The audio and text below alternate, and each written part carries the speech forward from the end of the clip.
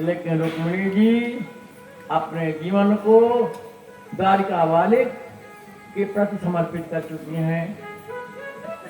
ध्यान दीजिए, प्रेम कब पैदा होता है? किसी वस्तु को पाने के लिए तब आपके मन में इच्छा जाती है दो तरह से। कैसे? या तो आंखों से देखें अथवा कानों से सुने किसी के बारे में। तो रुक्मिणी जी ने कभी द्वारिका वाले को देखा नहीं था,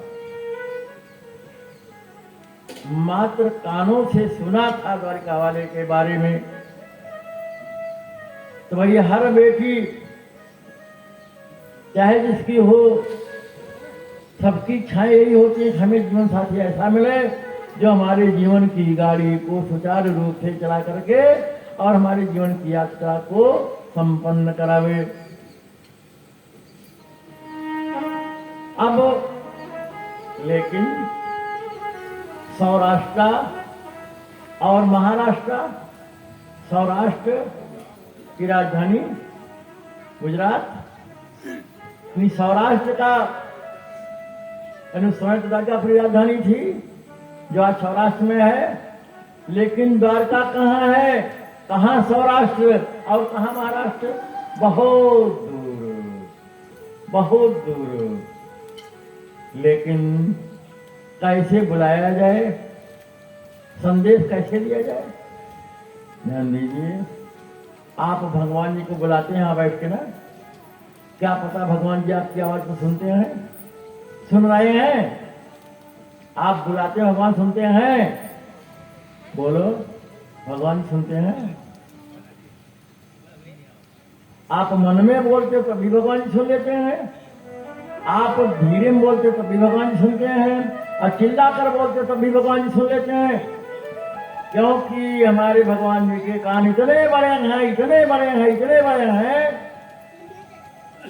दूर जाने की बातें छोड़ दो, आप जहां हैं वहीं तो वो हैं, दूर थोड़ा है। जब तक आपके हृदय में नहीं विराजेंगे तब तक माताओं, बहनों, बेटियों, भाइयों, आप लोग यहीं पे रहो। एक भी कथा यहाँ प्रवेश नहीं करेगी। जब वो यहाँ विराजेगा तभी उसका चरित्र आपके इस कान के रास्ते से दरवाजे से हृदय रूपी कमरे में पहुंचेगा, अन्यथा पहुंचने वाला नहीं है। बैठे रहो यहाँ, कोई फर्क नहीं पड़ेगा। लेकिन अभी कुछ एक बात पूछे कि हमने सुनाया तो कुछ नहीं, क्योंकि आप यहाँ है नहीं। तो भगवान जी के कान बहुत बड़े हैं, भक्तों की पुकार हो कहीं भी हो सुनते हैं। अब आप जानते हैं कि द्वारकापुरी को एक बाबा गया था ना, कौन? एक ब्राह्मण द्वारकापुरी को गया था। नाम जानते हैं, सुना है? बोलो। आप बताओ है? सुदामा को सभी जानते हैं, नाम सुना फिर भी भूल जाते हैं। जब सुदामा को भूल जाएंगे, सुदामा नहीं बनोगे कान्हा कैसे मिलेगा?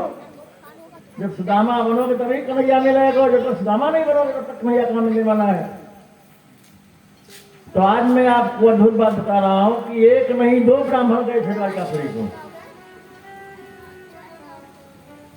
एक नहीं दो ब्राह्मण गए थे, और सुदामा का नाम का पहला अक्षर अगर सु से शुरू होता है, तो जो सुदामा के पहले ब्राह्मण गया था उसका भी नाम सु अक्षर से ही शुरू होता है।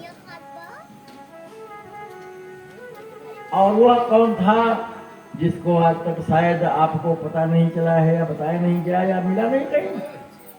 उसका नाम था सुदेव। दूसरा सुदामा जाएगा, पहला जो है सुदेव नाम का ब्राह्मण जा रहा है। वह कौन है? वह जो है विदर्भ देशिया राजकुमारी रुक्मिणी जी के द्वारा भेजा जाएगा। भाई हम ब्राह्मण को आप पूरी पावर देते हैं, विवाह में भी। यानी जो बाबा विवाह मंडप में बैठ करके कन्या का हाथ वर के हाथ में पकड़ा देते हैं, वही बाबा अगर उसी कन्या का हाथ कहीं चौराहे पर पकड़ ले तो जितने बाल है उखाड़ लिए जाएंगे बाबा जी के। क्यों? बोलो। विवाह मंडप में आपके बाबा जी कन्या का हाथ पकड़ करके और वर के हाथ में, इसको क्या कहते हैं, पाणी ग्रहण, देहाती भाषा में, भोजपुरी भाषा में हथलेवा। तो लेकिन वही बाबा कहीं अन्यत्र पकड़ेंगे तो क्या दशा होगी उनकी हाथ को।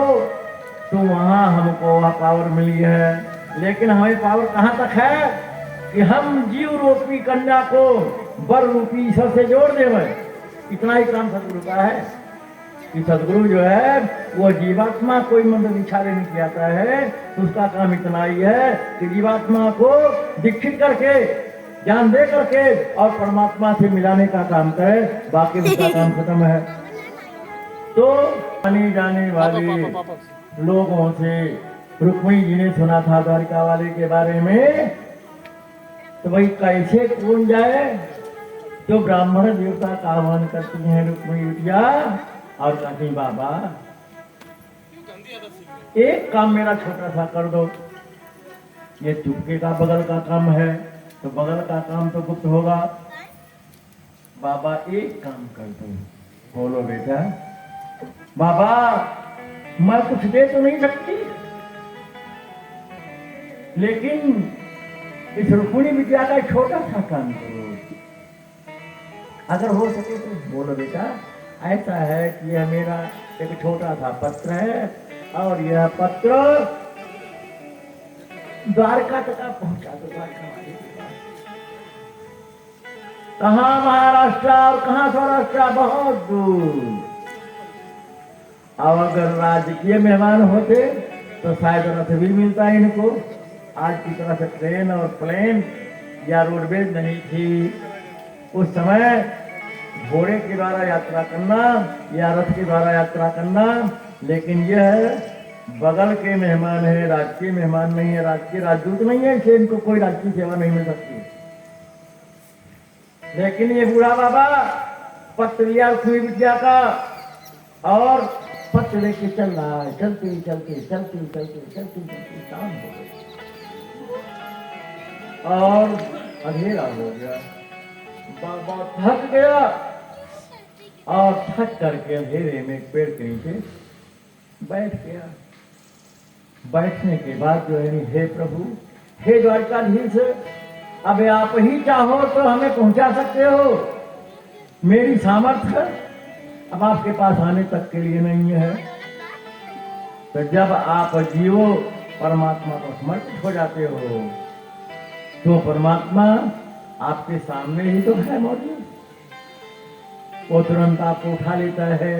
लेकिन जब तक आप अपने को समर्पित नहीं होते तब तक परमात्मा मिलने वाला नहीं है। हे प्रभु, रुक्मिणी बिटिया का संदेश है, मेरा अपना काम नहीं है और बड़ा अपमान होगा प्रभु अगर मैं यह संदेश आपको न दे पाया। तो प्रभु अब आप क्या हो तो। हे द्वारकाधीश, हे श्याम सुंदर, हे श्याम सुंदर, हे कृष्णा, हे कृष्णा, हे कृष्णा, यानी कन्हैया की याद में हो बाबा।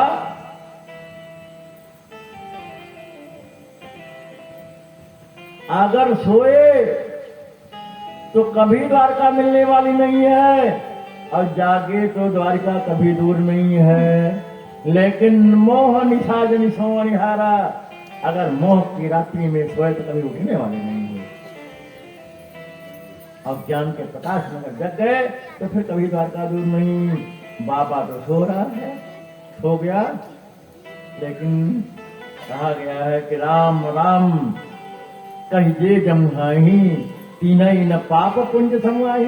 प्रभु की का नाम लेते लेते स्मरण करते करते जो दिन छोड़ जाता है उसके भी नजदीक पाप नहीं है। अब बाबा सो गया और ध्यान दीजिए, आप जिसका स्मरण करते हुए सोओगे वही स्वप्न भी आपको दिखेगा। अगर भूत की याद में आप सो रहे हो, कभी भूत आपके दिमाग से जाने वाला, उस सपनों में भूत आएगा। अगर आपने परमात्मा की याद करी और भगवान का नाम स्मरण करते करते नींद में गए तो भगवान का ही दर्शन आपको सपनों में मिलेगा। सपनों की दुनिया में भी आपको भगवान का ही दर्शन प्राप्त होगा।